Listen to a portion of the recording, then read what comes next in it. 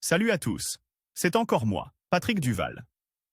Je vous rappelle que sur ma chaîne, je parle de tout ce qu'on peut faire soi-même. Abonnez-vous si vous aimez bricoler, il y aura plein de choses intéressantes.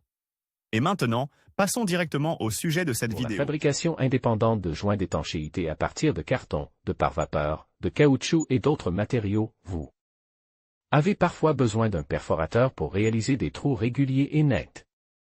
Un tel outil n'est pas difficile à fabriquer de ses propres mains. Sa fabrication ne prendra pas plus d'1 heure. Matériaux, des barres d'armature d'une section plus grande que celle du perforateur, un foret d'un diamètre égal à celui du trou. À percer, entraînement à la machine. Le processus de fabrication d'un perforateur. Il est nécessaire de couper un morceau de barre d'armature d'une longueur de 10 à 15 cm. À l'extrémité, il est percé à une profondeur de 3 à 4 cm. Il est nécessaire d'utiliser une mèche de diamètre égal à celui des trous du joint.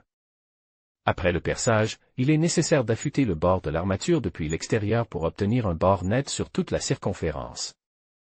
Il est important de ne pas exagérer.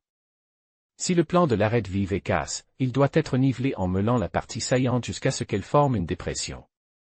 Un peu plus haut sur le côté de l'armature, à l'intérieur de la cavité percée, vous devez découper une fenêtre. Elle est nécessaire pour nettoyer le perforateur. Si vous n'avez besoin de l'outil qu'une seule fois, vous pouvez déjà l'utiliser. Il suffit d'huiler la pisse à sceller et de la placer sur du carton ou de la paronite. Elle est ensuite découpée sur un tampon souple en fonction de l'empreinte laissée. Pour augmenter la viabilité de l'outil, son bord de travail peut être chauffé à l'aide d'un brûleur jusqu'à ce qu'il devienne rouge.